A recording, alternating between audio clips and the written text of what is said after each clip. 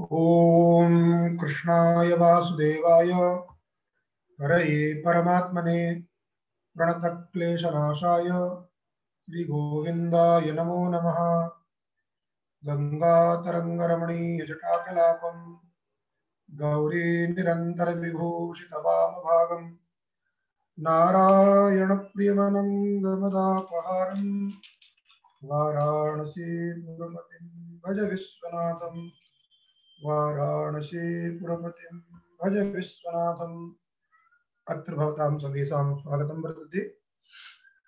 आज हम एक अग्रिम लकार की ओर बढ़ रहे हैं। सबसे पहले वर्तमान काल की बात हुई और वर्तमान के बाद में भूतकाल की बात हुई। भूतकाल में भी अनद्यतन परोक्ष भूत की बात हुई। कैसा भूत था वो? अनद्यतन था और साथ ही साथ क्या था वो? परोक्ष भी था।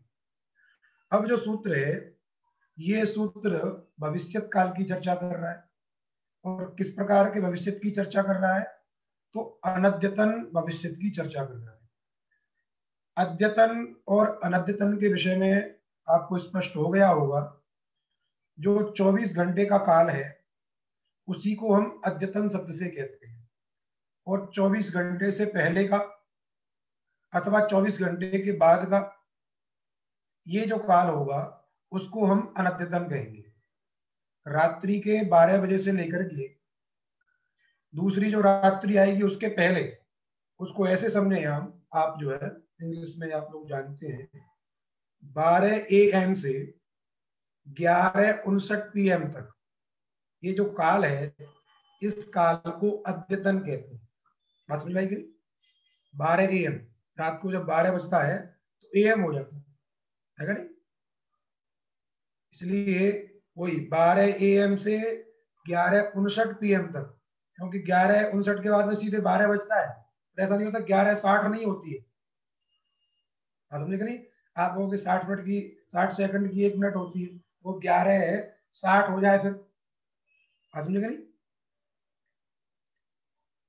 हाँ, 2 नंबर टिप्पणी पे लिखा है, कल भी हमने आपको बताया था। बात समझे कि नहीं? तो जो अतीत रात्रि का पश्चात भाग है उससे लेकर के आगामी रात्रि के पूर्वार्ध भाग तक अद्यतन काल है। उसके दोनों तरफ यदि पीछे का काल है तो वो अनद्यतन भूत है, आगामी काल है तो वो अनद्यतन भविष्य है।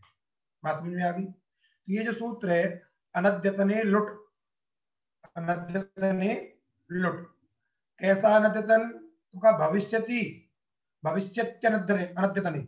भविष्यकालीन जो अनद्यतन है, भविष्यत काल हुआ उसमें भी कैसा अनद्यतन, अर्थात अनद्यतन भविष्यत काल की यदि विवक्षा है तो धातु से क्या लेके आते हैं हम?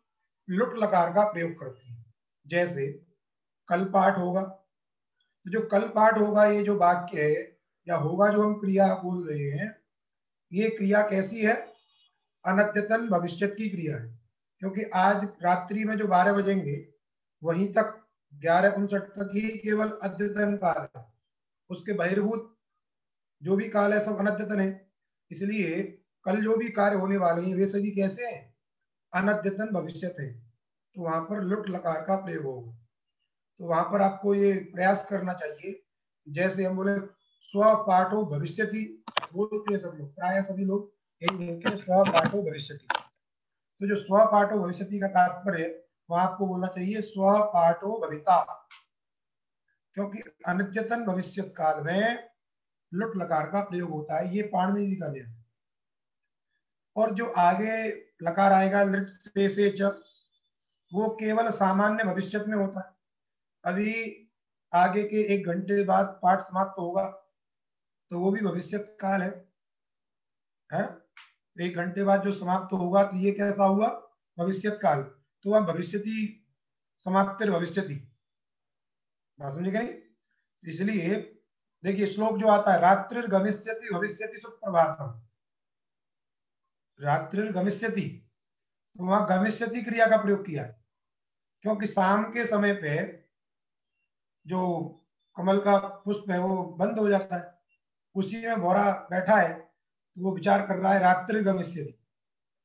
भविष्यति का बात कर, क्योंकि रात्रि हो गई है, जाएगी वो, है नहीं, सुबह सूर्य निकलेगा, तो रात्रि भविष्यति वो सामान्य अनद्यतन है, तो अद्यतन कालीन की चर्चा कर रहा है, 24 घंटे के अंतर वो जिस समय से वो कर रहा है उस समय की बात है, इसलिए वहां भविष्यति ये इस प्रकार का जो है सामान्य लकार का प्रयोग किया।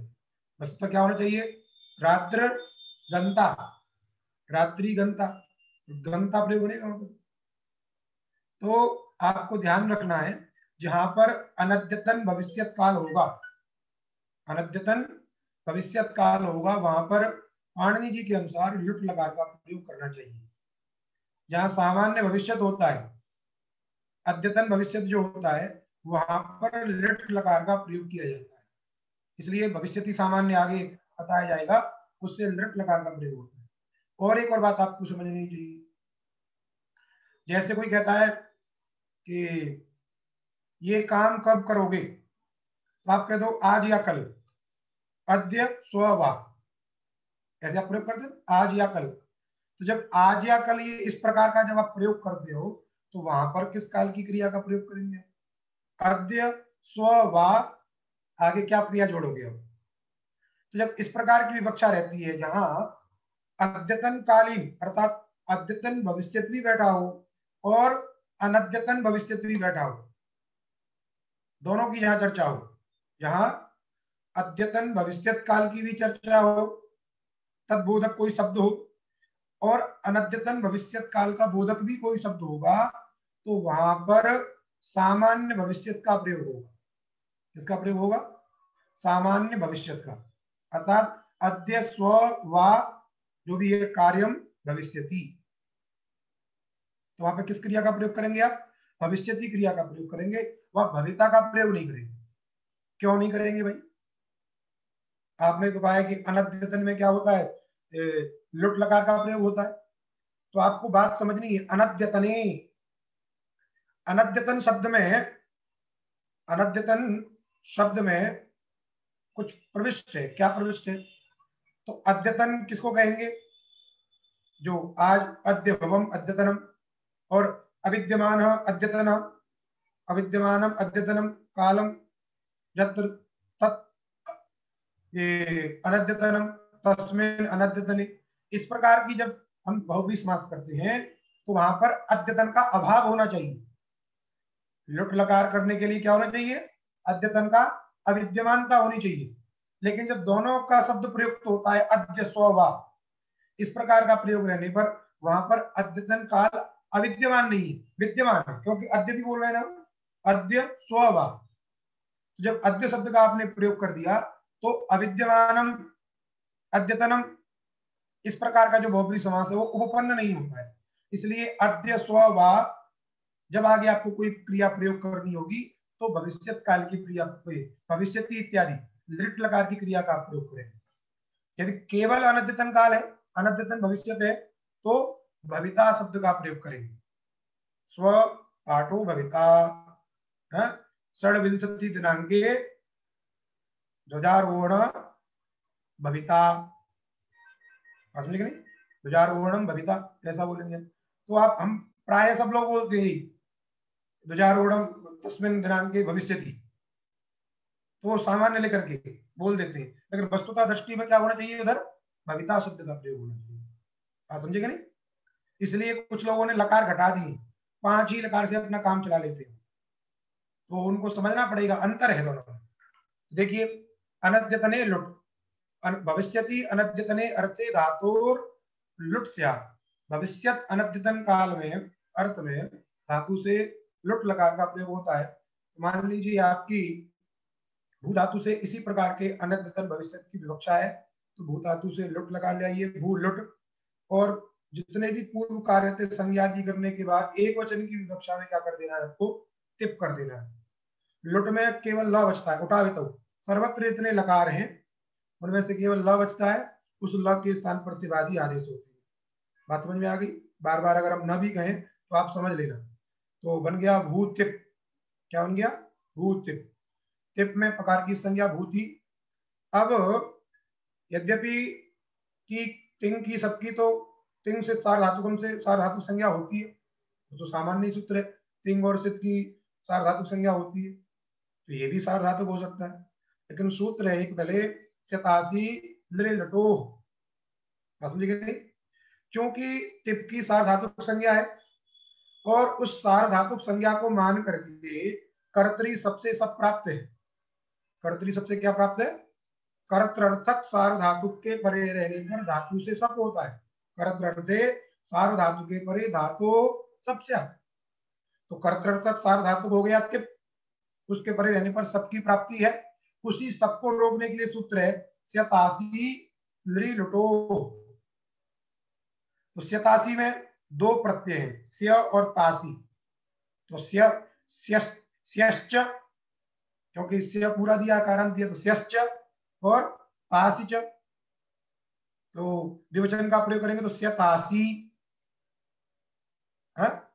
तासिश्च, क्योंकि तासी का उच्चारणार्थक है उसमें जो, तो स्यश्च तासिश्च इति स्यतासी। जैसे हरिश्च हरिश्च इति हरि, अथवा हरश्च हरिश्च इति हर हरि, द्विवचन का प्रयोग हो गया हरि शब्द के समान। तो स्यश्च तासिश्च इति स्यतासी, द्विवचन का प्रयोग है, दो प्रत्यय स्य और तासी। तासी में इकार उच्चारणार्थक है, केवल क्या बचता है? तास। बात समझ में आ गई? तो कह रहे हैं धातु का अधिकार है, धातो स्य तासी एतौ प्रत्ययौ स्तः, धातु से स्य नाम का प्रत्यय और तासी नाम का प्रत्यय होता है। कब होता है? लृ लुटो परतः, लृ अर्थात लृ शब्द घटित लकार के परे रहने पर और लुट के परे रहने पर। तो लृ शब्द घटित लकार कौन है? तो लृ शब्द से घटित दो लकार आपको मिलते हैं, लृंग और लृट। बात समझी कि नहीं? इसलिए आगे कहेंगे लृ इति लृंग लटोर ग्रहणम, लृ इति लृंग लटोर ग्रहणम। यदि केवल एक का नाम लेते सूत्र बनाते लृंग लटो, लृंग लुटो, यदि अनुबंध का भी उसमें प्रवेश कर देते तो एक का ही बोध होता। किसका बोध होता? या तो लृट करते अथवा लृंग करते, एक का बोध होता, दोनों का बोध नहीं होता। तो अनुबंध को हटा दिया और लृ शब्द का केवल प्रयोग कर दिया एक देश का। कभी कभी होता है, जैसे आप किसी व्यक्ति का पूरा नाम नहीं लेते हैं, आप जैसे देवदत्त व्यक्ति को कहते हैं हे दत्त इधर आओ, या हे देव इधर आओ। जैसे सत्य भामा में कहते हैं हे सत्य इधर आओ, हे भामा इधर आओ, सत्या इधर आओ। एक देश का प्रयोग। समूह वाक्य के उच्चारण करने में या किसी व्यक्ति के उच्चारण करने में कभी कभी क्या होता है, एक देश का प्रयोग कर देते हैं। जैसे कहते हैं खा लो, आप बहुत खा लो, खाना शब्द का या भोजन शब्द का प्रयोग किया, भोजन खा लो या भोजन कर लो, ऐसा प्रयोग नहीं करते, चलो कर लो कर लो। तो वहां तात्पर्य क्या है? भोजन कर लो। तो वैसे ही एक देश का प्रयोग हो जाता है। तो यहां भी क्या कर दिया है? एक देश का ही प्रयोग किया, अर्थात लृ शब्द का तात्पर्य हो गया लृ से घटित। तो लृ से घटित दो हो गए, इसलिए लृ से दो का बोध हो जाता है। उसी को बात को लिखा लृ इति लृंग लटोर ग्रहणम, लृंग और लट का भी ग्रहण करना है। अर्थात लृंग लकार के परे रहने पर, लट लकार के परे रहने पर और लुट लकार के परे रहने पर ये दो प्रत्यय होते हैं। अब आप कहोगे प्रत्यय तो दो है, अब निमित्त तो हो गए तीन, निमित्त तो हो गए तीन। तो देखिए सूत्र में तो दो ही पठित है, लृ और लुट, तो यथासंख्य लग जाएगा। अर्थात लृ के, अर्थात लृ घटित जो भी लकार रहेगा उसके परे रहने पर स्या होगा और लुट को तास होगा। अब भले लृ से दो का ग्रहण हो, इससे हमारा कोई लेना देना नहीं है। सूत्र में तो दो संख्या थी, लृ लटो, समझे कि नहीं? अब अर्थता उसके कितने अर्थ प्राप्त हो रहे बात अलग है, शब्दता तो दो का उल्लेख है, तो दो उधर है दो उधर है, इसलिए यथासंख्य मनोदेश समानाम के द्वारा स्या जो होगा वो लृ घटित लकार के परे रहने पर होगा और तास जो है लुट के परे रहने पर होगा। और ये दोनों प्रत्यय किसका बात करते हैं? सब प्रत्यय का बात करते हैं। अब ध्यान दीजिए, यदि टिप की सार्वधातुक संज्ञा न होती, यदि टिप की सार्वधातुक संज्ञा न होती तो ये कह पाता कि सवाद्य विवादक, क्योंकि जब सब प्राप्त ही नहीं होगा, सब प्राप्त कब होता है? कर कृतक सार्वधातुक के परे रहने पर सब प्राप्त होता है। यदि टिप की सार्वधातुक संज्ञा न हो तो ये कर्तृत्व सार्वधातुक परे मिलेगा कहां? तो सबकी प्राप्ति नहीं है, जब प्राप्ति नहीं है तो प्रथम अपवाद है, इसलिए समझना है कि तिंग सबकी सार्वधातुक संज्ञा है, यहाँ विशेष विशेष कोई बात है वहां पर केवल उसका बात करना। इसलिए सब प्रत्यय को रोक करके उस लुट लकार जो तिप है उसको क्या हो जाएगा, उसके परे रहने पर धातु से तास प्रत्यय हो जाएगा। तो क्या बन गया, भू तास ती। बात समझ में आ गई, भू तास ती।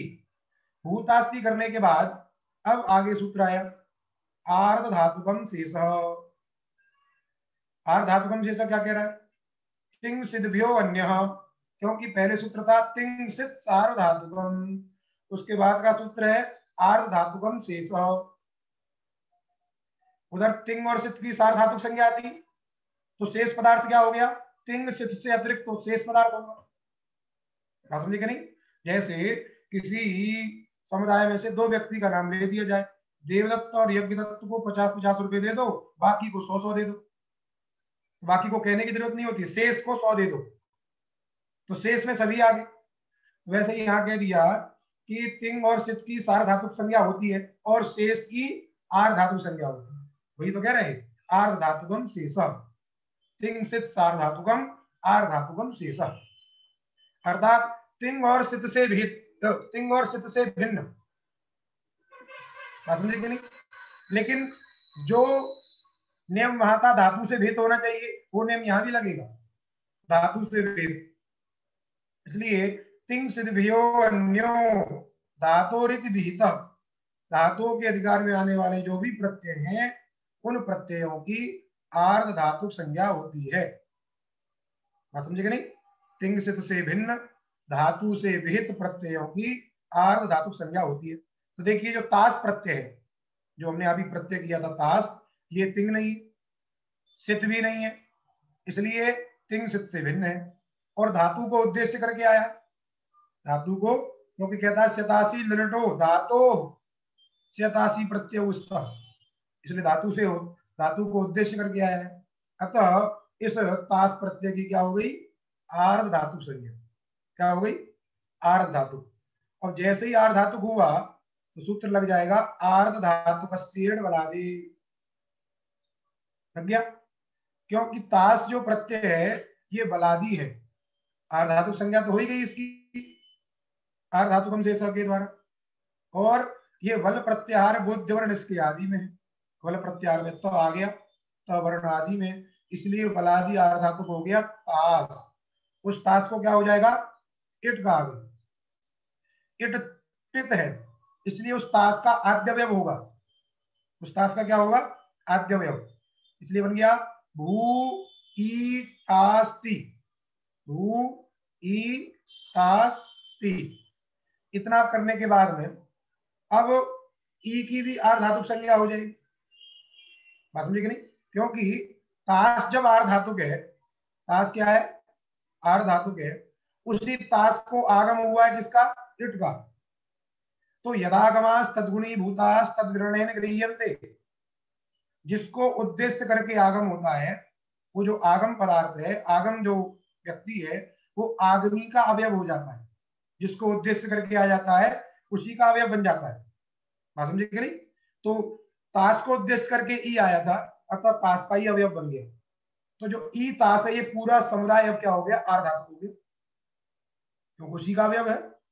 तो आर्ध धातुक के बने रहने पर अब इगंत अंग जो भू है उसको सार्वधातुक आर्ध धातुक उससे क्या हो जाएगा, गुण, आर्ध धातुक पड़े हैं, बात समझे कि नहीं। ई की आर्ध धातुक संज्ञा सीधे नहीं हुई, आर्ध धातुकम शेषा नहीं लगा वहां ई में, चूंकि ई ताश का अवयव है और ताश आर्ध धातुक है, इसलिए ई भी क्या होगा, आर्ध धातुक होगा। जैसे प्राय सभी लोगों के हाथ में 5 उंगलियां होती, यदि किसी की छठवीं निकल आई है तो छठवीं उंगली निकलने पर क्या वो उंगली उसका अवयव नहीं रहेगी, उस व्यक्ति की अवयव नहीं रहेगी,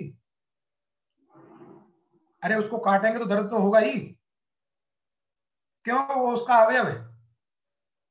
इसलिए सडंग देवदत्त, तो देवदत्त कहने से 6 उंगली वाला ही देवदत्त लिया जाएगा, क्योंकि एक अधिक हो गया तो क्या है। वैसे ही ताश में यदि इट का आगम अतिरिक्त हो गया तो ऐसा नहीं है कि वो अब अलग कोई दूसरी चीज आ गई हो, इसलिए वह भी उसका अवयव कहा जाएगा। अतः आर्धातुक मान करके सार्वधातुक अर्धातुक सूत्र के द्वारा गुण कर दीजिए। तो बन गया भो ई तास्ती, भो ई तास्ती। ओ को अब आदेश कर दीजिए, वह जो है उसको ई से मिला दीजिए, बन गया भवि, भवितास्ति। क्या बन गया? भवितास्ति। अब सूत्र देखिए आगे, लुट प्रथमस्य डारौ रसः, लुट प्रथमस्य, समझ में आ गया? लुट संबंधी जो प्रथम, तो प्रथम संज्ञा किसकी थी? पीछे आपने सूत्र पढ़ाई है, तिप्तज झी की होती है, समझे कि नहीं? तिप्तज झी की ना प्रथम संज्ञा है, इसलिए लुट संबंधी जो प्रथम है, लुट लकार संबंधी जो प्रथम तिप्तज झी है, उनके स्थान पर क्रमशः क्या होते हैं? डा, रऊ, रस, एते क्रमाथ्यु, ये क्रमशः आदेश हो जाते हैं। तो यहां पर लुट संबंधी प्रथम कौन हो गया? ती, उस ती के स्थान पर क्या हो जाएगा? डा। बन गया भवि तास डा, ती के स्थान पर क्या हो गया है? डा हो गया। अब डा में ड की संज्ञा करी चुटू सूत्र के द्वारा। अब ड की संज्ञा के साथ साथ वहां पर अभसंज्ञक जो टी है, क्योंकि तास प्रत्यय है, तास में जो आस है ये अभसंज्ञक टी है, उसका भी लोप हो जाएगा। क्यों लोप हो जाएगा भाई? तो आपसे पूछा जाएगा कि आपने जो डा प्रत्यय किया, वो डा में ड रखने की आवश्यकता क्या है? केवल कहिए आ, क्या कहिए? आ। यदि ड के रहने न रहने से कोई फर्क नहीं पड़ता है, वो कोई विशेष काम नहीं कर पाता है, तो उसको रखने की आवश्यकता नहीं है। यदि हम इस संसार में कुछ भी ना कर पाए, अपनी महत्वता को प्रदर्शित ना कर पाए, तो हमारा इस संसार में आना क्या है? व्यर्थ है, समझे कि नहीं? इसलिए हमें अपनी कुछ ना कुछ भूमिका इस संसार में बतानी चाहिए कि हम कुछ छोटे से अंश में भी कुछ ना कुछ कर सकते हैं, तभी तो सार्थकता है, नहीं तो फिर निकल लो, कोई जरूरत नहीं है यहाँ। इसीलिए ये ड जो आपने किया, इसका क्या उपयोग है? अतिरिक्त प्रयास क्यों किया जा रहा है यदि इसके रहने न रहने से कोई फर्क नहीं पड़ता है? तो इसको रखने का तात्पर्य ही यही बता रहा है कि अधिक कुछ काम करना है, हमको यहाँ पे कुछ अधिक काम करना है। क्या अधिक काम करना है? बोले यदि हम आ प्रत्यय करते, क्या करते? आ प्रत्यय भी करते, तो आ प्रत्यय के परे रहने पर भी भ संज्ञा नहीं हो पाती, भ संज्ञा नहीं हो पाती, क्योंकि कप प्रत्यय की अवधि तक भ संज्ञा होती है, बात समझे कि नहीं? तो ये उसके अंतर्गत नहीं है, इसलिए भ संज्ञा प्राप्त नहीं है। टी का लोप नहीं हो सकता कभी भी, कभी भी नस्तद्यते इत्यादि सूत्र के द्वारा टी का लोप नहीं हो सकता है, या टे सूत्र के द्वारा किसी टी का लोप नहीं हो सकता है। तो हमने डित रख दिया, ड रख दिया, उसमें ड रखने के बल पर एक हमने नियम बना दिया कि ड इसलिए रखा है कि भ संज्ञा न होने पर भी टी का लोप हो जाए। यदि भ संज्ञा हो जाती, यदि भ संज्ञा हो जाती तो स्वतः ही टी का लोप हो जाता, उसके लिए प्रयास करने की आवश्यकता नहीं होती। भ संज्ञा नहीं हो रही है, इसीलिए तो प्रयास कर रहे हैं। अतः डकार रखने का मतलब यही हो गया कि भ संज्ञा के न होने पर भी, भ संज्ञा के न होने पर भी टी का लोप हो जाए, इसलिए लिखा डित्त सामर्थ्यात, अर्थात डित्तकरण सामर्थ्यात। हमने वहां ड रखा, उसकी संज्ञा की, उसका फल यही है कि भ संज्ञा न होने पर भी अभ संज्ञक जो टी है उसका लोप हो जाए। इसलिए तास में जो आस है अभ संज्ञक की, उसका लोप हो जाएगा, ड का लोप होगा, और ड के साथ साथ तास में जो आस है उसका भी लोप हो जाएगा, तो त हल होगा और डा में आ बचेगा, तो जो त है वो आ से जाके मिल जाएगा। और पहले क्या था? भवि, तो मिला दीजिए भविता। बात समझ में आ गई? ये जो पंक्ति लिखी है डित्त सामर्थ्यात अभस्यापि टेर लोप, इसका तात्पर्य यही है, डित्तकरण सामर्थ्यात, क्या? डित्तकरण सामर्थ्यात टे लोप, ठीक है, क्या कर देना है? लोप कर देना। बात समझ में आ गई? शिवांश पूछ रहे हैं कि डारू रसा में एक शेष करना पड़ेगा, एक शेष कर लीजिए, एक शेष कर लीजिए, और एक शेष पहले क्यों करना, इस बात को समझिए। क्योंकि स्थानीय इधर प्रथमस्य कह दिया, प्रथमस्य डारौ रसः, तो यहाँ प्रथम से किसका बोध करना है, प्रथम से किसका बोध करना है, तो प्रथम से 3 आते हैं, ये तिप्तस जी, और 3 ही कौन आएंगे, तंग वाले, तो आताम झ। क्योंकि प्रथम संज्ञा केवल परस्मयी पद प्रत्ययों में नहीं है, प्रथम संज्ञा किसमें है, आत्मनेपद संज्ञक प्रत्ययों में भी प्रथम संज्ञा होती है। इसलिए कितने हो गए ये, स्थानीय 6। बात समझे कि नहीं, एक से क्यों करने की आवश्यकता है, प्रथम शब्द से बोध्य कितने हैं, 6 व्यक्ति हैं। क्योंकि प्रथम संज्ञा परस्मयी पद में जो 3 प्रत्यय हैं तिप्तस जी, उनकी भी है, और आत्मनेपद संज्ञक जो प्रत्यय है तो आताम झ, उनकी भी प्रथम संज्ञा है। तो प्रथम से बोध्य कितने हुए, 6, और डारौ रस कितने हैं, 3। तो 6 का और 3 का ये तो समान संख्या ही नहीं, जब समान संख्या नहीं तो कथम क्रमात्स्यु, कथम क्रमात्स्यु। तो आपको क्या करना है, डारौ रस में पहले समास कर लेना है, डारौ रसश्च, डारौ रसश्चेति डारौ रसः। जब एक शेष कर लिया तो वहां पे तात्पर्य क्या है कि 6 है ये, अर्थात आवर्ती कर दी हमने, डारौ रस 1, डारौ रस 2, तो 3 3 हो गए, उधर भी उससे भी कितने का बोध हो गया, 6 का, और स्थानीय भी कितने हैं, 6, इसलिए उन 6 के स्थान पर 6 हो जाए। बात समझे कि नहीं, इसलिए बन जाएगा सूत्र आपका, ये प्रयोग भी बन गया आपका, ऋतु सामर्थ्य लोप, तो प्रयोग बन गया भविता। क्या बन गया, भविता। अब भवि आप बना के रखिए, अब पीछे केवल ईंट जोड़ते जाना है जल्दी जल्दी, तभी तो घर बनेगा। अब ऐसा नहीं है कि अब ईंट बना के अलग से लाएं, पका के लाएं, फिर घर बनाएं। अब ईंट पकी पकाई लीजिए, तो भवि रखिए उधर, अर्थात भू धातु से लुट लकार में प्रथम पुरुष द्विवचन में तस प्रत्यय आएगा, तो भूतस तास प्रत्यय हो जाएगा, भूतास तस गुण हो जाएगा, भूतास तस, ईडागम पहले कर दीजिए, भू ई तास तस, अब आदेश कर दिए गुण करने के बाद, भवितास, भवितास तस। अब भवितास तस के बाद में लुटा प्रथम से डारौ रस सूत्र के द्वारा जो प्रथम है कौन, तस, उस तस के स्थान पर क्या हो जाएगा, रऊ आदेश हो जाएगा, तो बन जाएगा भवितास रऊ। क्या बन गया, भवितास रऊ। अब भवितास रऊ के बाद में सूत्र आया तासस्त्योर लोप, तासे अस्तेश्च सस्य लोप स्यात् साधु प्रत्यय परे। तासी प्रत्यय के और अस धातु के सकार का लोप होता है। तास प्रत्यय में जो सकार है और अस धातु, अस भुवि आगे आएगी अदादी में, अस धातु का जो सकार है उसके सकार का लोप होता है कब, साधु प्रत्यय परे, सादी प्रत्यय के परे रहने पर। बोले यहाँ तो सादी प्रत्यय है ही नहीं, यहाँ तो रादी प्रत्यय है। बोले चूंकि आगे सूत्र की आवश्यकता है और प्रकृत प्रसंग में है और इसी सूत्र से आगे अनुवृत्ति जा रही है, इसलिए इस सूत्र को यहाँ पे बता दिया। वस्तुतः भवितारव बनाने में सूत्र की आवश्यकता थोड़ी है, वहां तो सादी प्रत्यय है ही नहीं, बात समझे कि नहीं। लेकिन प्रसंग वसात इस सूत्र को भी यहाँ व्याख्यान कर दिया, तास प्रत्यय के सकार का और अस धातु के सकार का लोप होता है सादी प्रत्यय के परे रहने पर।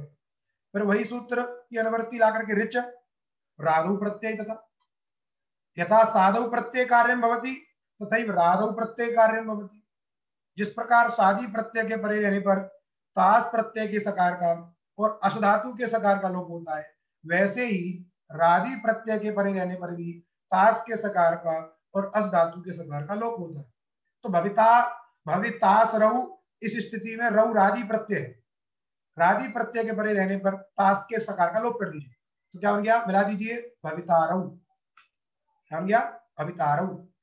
आगे भवि बना लीजिए और झी के स्थान पे क्या आदेश है, रस, झी के स्थान पे क्या है, रस, वो भी राधि प्रत्यय है, राधि प्रत्यय के परे रहने पर सकार का लोप कर दीजिए और सकार को रुत्व विसर्ग कर दीजिए, तो भवितारह।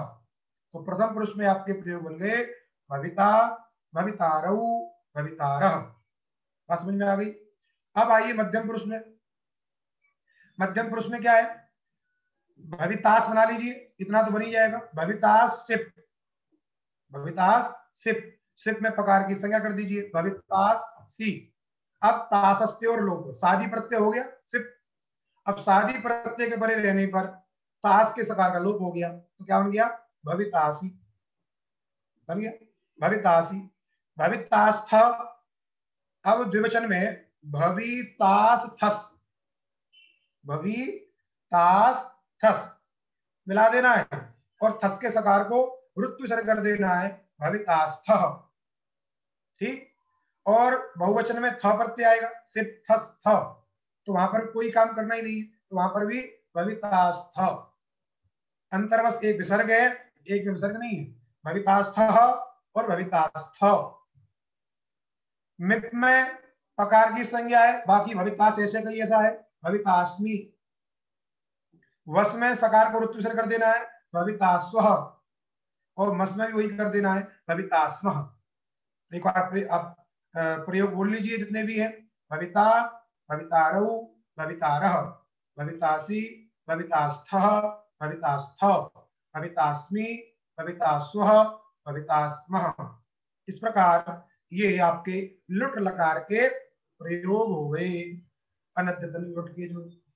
ठीक, और नीचे भी जो लिखा है वही यही चीज लिखी है, और विशेष कोई बात नहीं बता रहा हूं। आगे सूत्र है लृट से च, लृट से च।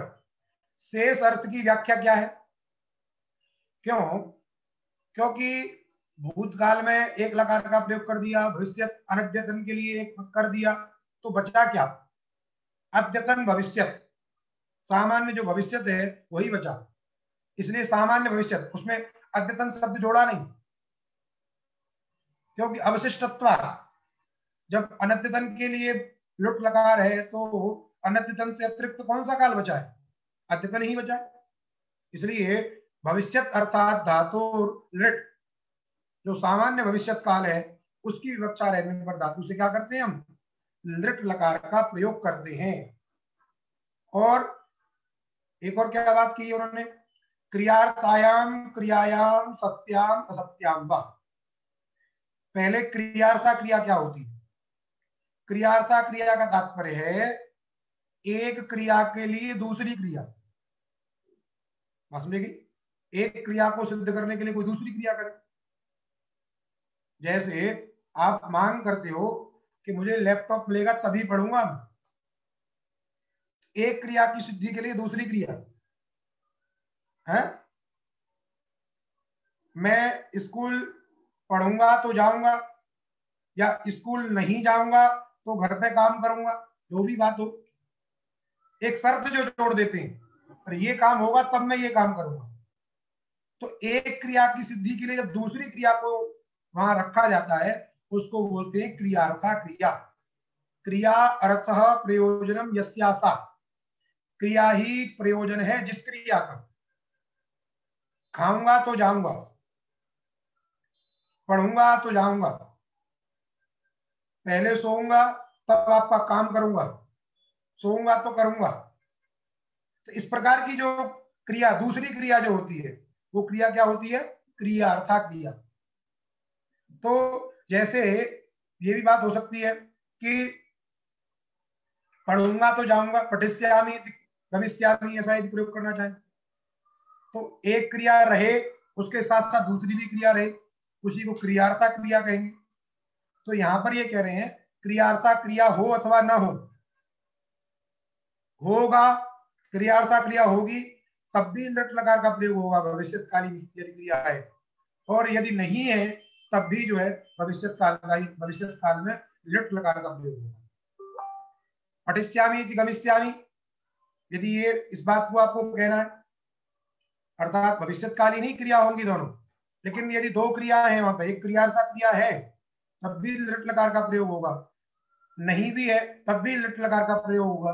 इसलिए विकल्प कह रहे क्रियार्थायाम क्रियायाम सत्याम असत्याम व, क्रियार्था क्रिया हो अथवा न हो, ये कोई विशेष नहीं है तब भी लट लकार, और क्रियार्था क्रिया नहीं है तब भी लट लकार का प्रयोग होगा। बात समझ में आ गई? किसमें? भविष्यत सामान्य। और प्रक्रिया लिखी आगे, लट लकार के बाद में स्य प्रत्यय होता है 87 लटों से, फिर इट का आगम होता है और आपका भविष्यति सिद्ध हो जाता है। तो कैसे हो गया? भू धातु से लिट लगा लाइए, भू लिट, लिट में ल बचेगा, तिप कर दीजिए एक वचन में, भूतिप प्रकार की संज्ञा भूति, और सार्वधातुक संज्ञा भी है तिप की जो है, लेकिन सार्वधातुक होने पर भी स्यतासी लटो सूत्र के द्वारा स्या का स्या प्रत्यय हो जाएगा धातु से, बन जाएगा भूस्यति। और स्या की आर्धातुकम शेष से आर्धातुक संज्ञा, और आर्धातुक संज्ञा करने के बाद में आर्धातुक सूत्र के द्वारा टिटकार, तो भू ईस्यति। अब इट किसका अवयव है? स्या का। तो स्या यदि आर्धातुक है तो पूरा जो समुदाय है ईस्य, ये भी क्या है? आर्धातुक है। उसी आर्धातुक को मान करके इगंतंग भू को गुण करिए और अबादेश कर दीजिए, क्या बन गया? भविष्य, भविष्यति। और इण से उत्तर जो स्या का दंत सकार है उसको मूर्धन्य आदेश कर दीजिए, क्या बन जाएगा? भविष्यति। बन गया भविष्यति। अब भविष्य बना लीजिए बस, और भविष्य से तस जोड़ दीजिए, भविष्य तस, सकार को रुत्व सर्ग भविष्यतः। अब भविष्य से झी पढ़ते हैं, भविष्य झी, और पीछे आपने सूत्र पढ़ा था झोंत, उससे अंत आदेश कर दीजिए, ई उधर मिल जाएगा, अतो गुणे से पर रूप कर देना है, तो क्या बन जाएगा? भविष्यन्ति।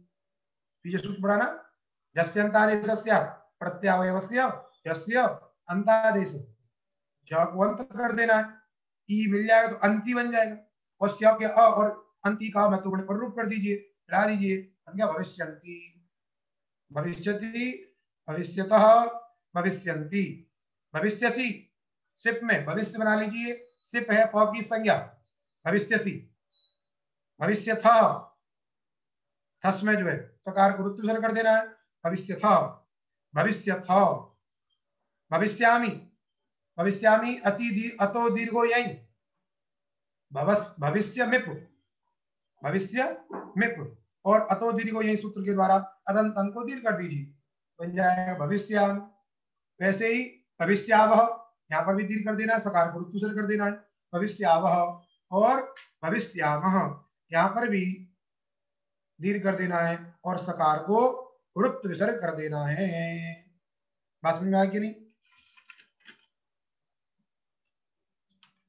5:46 हो गए, आगे चले। लुट लगा वैसे पूरा नहीं हो पाएगा ये, स्या हलंत नहीं है, स्या अदंत है, स्या क्या है? अदंत है, ठीक, उसको हलंत नहीं समझना, नहीं तो अदंत अंग नहीं मिलेगा तो दीर्घ कैसे होगा? अतोगुणे हम कह रहे हैं तो अतोगुणे से पर रूप कैसे होगा? और दूसरा स्यतासी जो शब्द लिखा है सूत्र में, स्यश्च तासिश्च, ऐसा हमने समास किया था, तो स्यश्च जब हलंत होगा तो स्यश्च हो ही नहीं सकता। और दूसरा, प्राय आपको दो हलंत शब्द मिलेंगे नहीं, वो जब व्याकरण के कोई आचार्य के द्वारा कोई कहा गया होता है, वही हलंत शब्द या हलंत समुदाय साधु होता है, मिलेगा नहीं, एक आध जगह मिलेगा वो, समझेगा नहीं? इसलिए अच के बिना जो है उच्चारण संभव नहीं, बीच में जल्दी आ जाएगा। दो हल वर्ण हो सकते हैं, और कहीं दो से अधिक हैं तो केवल सूत्र में कहीं आए होंगे, वैसे नहीं कहीं होगा, ठीक, इस बात का ध्यान रखना है। तो मुझे लग रहा है एक दो सूत्र कर लेते। देखिए सूत्र है आगे लोट च, क्या सूत्र है? लोट च। इसके पहले का सूत्र है विधि निमंत्रणा मंत्रणाधीष्ट संप्रश्न प्रार्थने सुलिंग, उसी सूत्र को पहले आप निकालिए, एक पेज पलटिए, आगे सूत्र देखिए। हाँ, सूत्र है विधि निमंत्रणा मंत्रणाधीष्ट संप्रश्न प्रार्थनेषु लिंग। ये इतने अर्थ हैं, और उन अर्थों में प्रार्थनेषु ये सप्तम्यंत है, और उसके बाद लिंग शब्द का, लिंग लकार का विधान किया गया है, इसलिए विधि अर्थ में आने वाले लिंग को विधिलिंग कह देते हैं, समझे नहीं? ये जो मूल जो आपने 10 लकार गिने थे उसमें लिंग शब्द पढ़ा था, उसके दो भेद यहाँ पे हो जाते हैं, वो अर्थ को लेकर के भेद होती है। जब विधि अर्थ में लिंग लकार आता है तो उसको विधिलिंग कह देते हैं, जब आशीषी अर्थ में लिंग लकार आता है तो उसको आशीष लिंग कह देते हैं, आशीर्वादार्थक लिंग। तो जे विद्यादि अर्थों में जैसे लिंग लकार का प्रयोग होता है, वैसे ही विद्यादि अर्थों में लोट लकार का भी प्रयोग होता है। इसलिए इसके बाद का सूत्र है, देखिए 3 3 161 है ये, और उसके बाद सीधे 3 3 162 का है लोट च।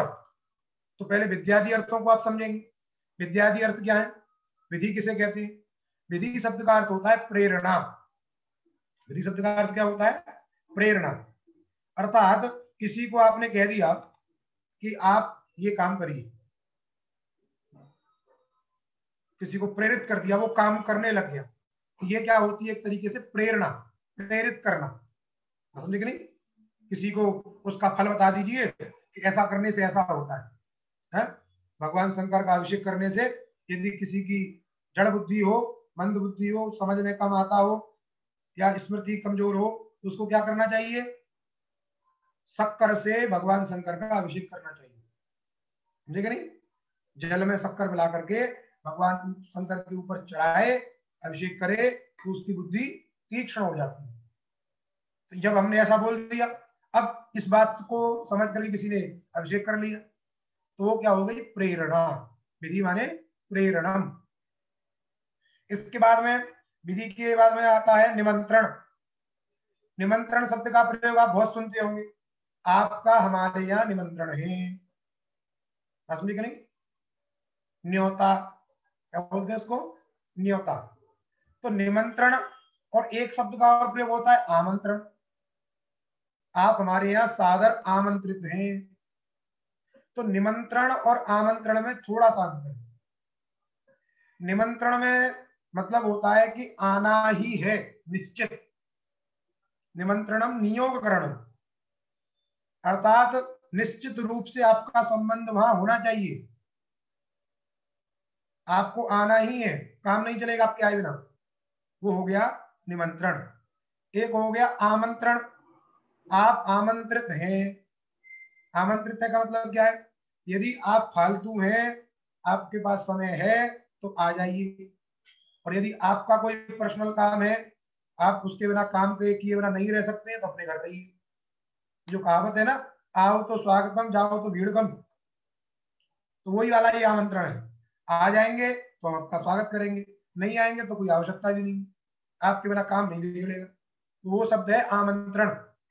आमंत्रण शब्द का व्याख्या करते हैं कामचारानुज्ञा।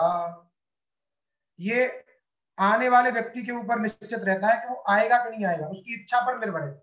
आए तो भी अच्छा, ना आए तो भी अच्छा। इसलिए आमंत्रण और निमंत्रण में अंतर है। अब आप ध्यान रखिएगा, कौन आपको आमंत्रित करता है और कौन आपको निमंत्रित करता है, समझेगा नहीं? जब कोई निमंत्रित करेगा तो आपको निश्चित जाना है, यदि कोई आमंत्रित करेगा तो आपके पास समय है तो जाइए, और समय नहीं है, आप बिजी हैं, तो मत जाइए, समझेगा नहीं? इसलिए प्राय आपने काड़ों में देखा होगा, आप सादर आमंत्रित हैं, इस पावन बेला पर आप सादर आमंत्रित हैं। वो आपके ऊपर छोड़ देते हैं, आपको जाना है तो जाइए, रहने दीजिए। तो ये हो गया निमंत्रण और आमंत्रण। निमंत्रण और आमंत्रण के बाद में आता है अधीष्ट। अधीष्ट शब्द का तात्पर्य क्या है? सत्कार पूर्वक कोई हमने बात कही, प्रार्थना की, उसको कहते हैं अभीष्ट। जैसे कोई पिता अपने पुत्र को ले जाए गुरुजी के पास में, गुरुजी हमारे पुत्र को आप जो है अध्ययन कराइए, इस प्रकार की जो प्रार्थना है उसको बोलते हैं अधीष्ट। सत्कार पूर्वक जो कथन है, व्यापार है, वाक्योच्चारण है, वही क्या है? अधीष्ट शब्द से वाच्य है, समझे कि नहीं? और अधीष्ट के बाद में क्या है? संप्रश्न। संप्रश्न में प्रश्न पूछता है, दो विकल्प किसी के सामने हो, बोले मैं ये काम करूं कि ये काम करूं, मुझे व्याकरण पढ़ना चाहिए अथवा मुझे वेद का अध्ययन करना चाहिए, समझे कि नहीं? तो वहां पर उस इस प्रकार की जो स्थिति होती है उसे हम कहते हैं संप्रश्न। प्रश्न पूछता है इसको करूं कि इसको करूं, ठीक, उसको संप्रश्न कहेंगे। एक होती है प्रार्थना। प्रार्थना का मतलब क्या होता है? याच्या, याचना करना। शुद्ध हिंदी शब्द में कहें तो भीख मांगना, समझे कि नहीं? किसी से प्रार्थना करने का मतलब क्या है? आप मुझे खाना दे दो, आप मुझे ये दे दो। जो भिखारी होते हैं वो क्या करते हैं? आपसे प्रार्थना करते हैं ना, 2 रुपए दे दे भैया, 2 रुपए दे दे, या जो भी देना, चाय पिला दे, तो वो याच्या है, मांगते हो, समझे क्या नहीं, उसको बोलते हैं प्रार्थना। जैसे हम लोग परमात्मा से प्रार्थना करते हैं, हे परमात्मा मुझे बड़ी वाली गाड़ी दे दे, तो भीख ही ना मांग रहे हैं हम। और परमात्मा से मांगना चाहिए, मांगना चाहिए कि नहीं मांगना चाहिए? याच्या मोगा वरमति गुणो नाधमे लब्धताम, कालिदास ने कहा। परमात्मा से निवेदन, जो कुछ चाहिए परमात्मा से मांगो। वो जब सबका पिता है, हमारा पिता है, परम पिता है, और उससे नहीं मांगे तो किससे मांगेंगे? लौकिक लोगों से क्या मांगना, बात समझे कि नहीं? जो लौकिक व्यक्ति को भी देता है, तो लौकिक व्यक्ति से क्यों मांगे? जो उसको दे रहा है उसी से ना मांगेंगे सीधे। इसलिए परमात्मा के पास निवेदन अवश्य करना चाहिए। यद्यपि परमात्मा सब जानते हैं, कुछ लोग तर्क देते हैं यहाँ पे कि जब वो सब घटघट का वासी है, सब जानता है, तो वो तो सब जानता है, लेकिन आप भी तो अपनी बात रखिए। आपको शर्म लग रही है उससे मांगने में, दो कौड़ी के लोगों से मांगने में, तो आप कहते नहीं बहुत अच्छा हमें दीजिए, लेकिन उस परमात्मा के आगे आपको मांगने में शर्म लग रही है, तो उससे याचना करने में कोई कोई बुराई नहीं। जो समर्थ है, उस समर्थ के आगे यदि हम याचना करते हैं तो उसमें कोई बुराई नहीं। इसलिए कहा है याच्या होगा परमति गुणो नाधवे लब्ध काम। तो ये अर्थ हुए विधि, निमंत्रण, आमंत्रण, अधीष्ट, संप्रश्न और प्रार्थना। तो इन अर्थों में लिंग लकार का प्रयोग होता है, वैसे ही लोट लकार का भी प्रयोग होता है। इसलिए सूत्र है लोट च विद्याद्यर्थेषु, विद्यादि अर्थों में, विधि निमंत्रण इत्यादि जो अर्थ हैं, उन अर्थों में लोट लकार का प्रयोग होता है। धातुर लोट से आप बात समझे कि नहीं? और आगे सूत्र देखिए, आशीषी लिंग लोटो, आशीर्वाद अर्थ में, आशीषी माने आशीर्वाद अर्थ में लिंग लकार का भी प्रयोग होता है और लोट लकार का भी प्रयोग होता है, समझे कि नहीं? जैसे आप बोलते हो कल्याणम भूयात, सुखम भूयात, तो भूयात प्रयोग किया तो आशीर्लिंग भूयात, या कल्याणम भवतु, कल्याणम भवतात, जो भी बोले, तो भवतु भवतात भी बोल सकते हैं अथवा भूयात भी बोल सकते हैं, आशीर्वाद देना है किसी को, समझे कि नहीं? इस प्रकार इन अर्थों में लोट लकार का भी प्रयोग होता है। तो अब प्रयोग हम कल करेंगे, प्रयोग कल बनाएंगे। आज पाठ यही विराम करते हैं, ठीक है? और किसी को कुछ संदेह है